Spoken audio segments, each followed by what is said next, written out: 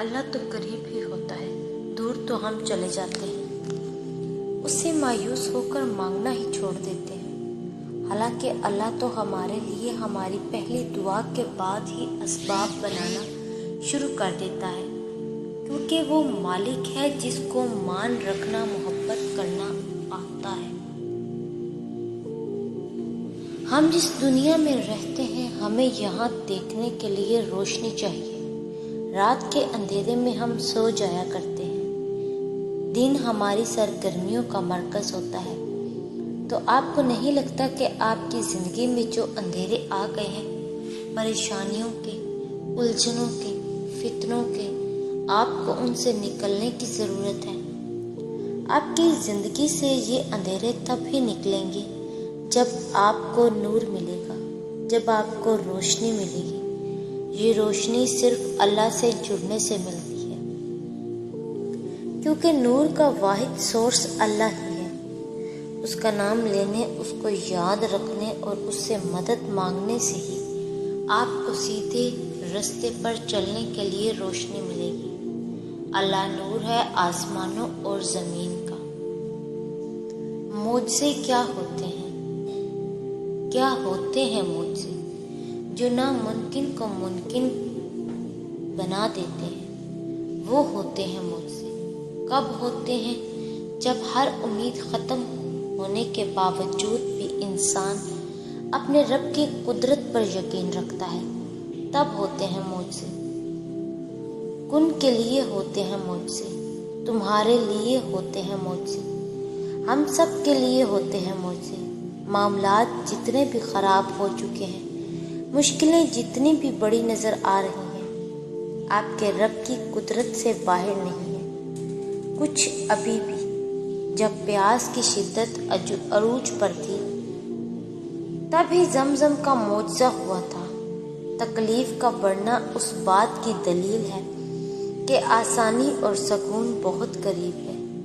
دعا نہ چھوڑو، یقین نہ چھوڑو، معجزے ہوتے ہیں، معجزے ہوں گے انشاءاللہ۔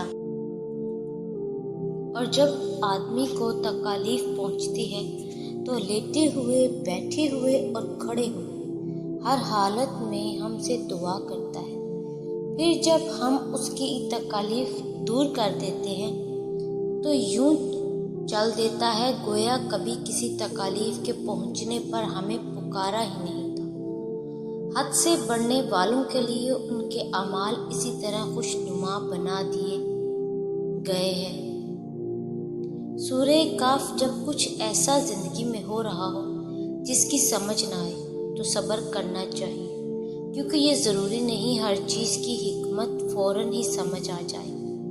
کبھی کبھی باتیں وقت کے ساتھ سمجھ آتی ہیں، وقت سارے راز کھول دیتا ہے۔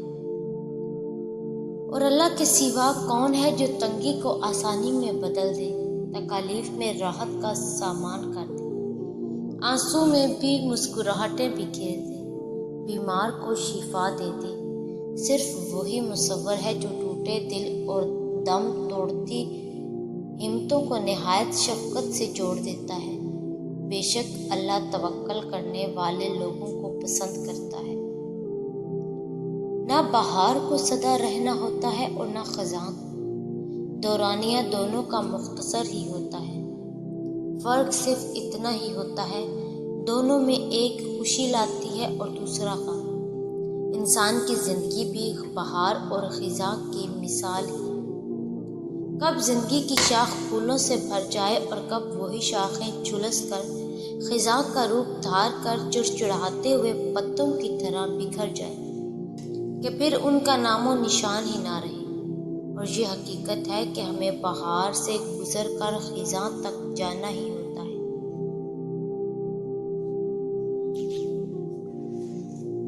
تم گھبراتے کیوں ہو مقدر کے فیصلوں پر؟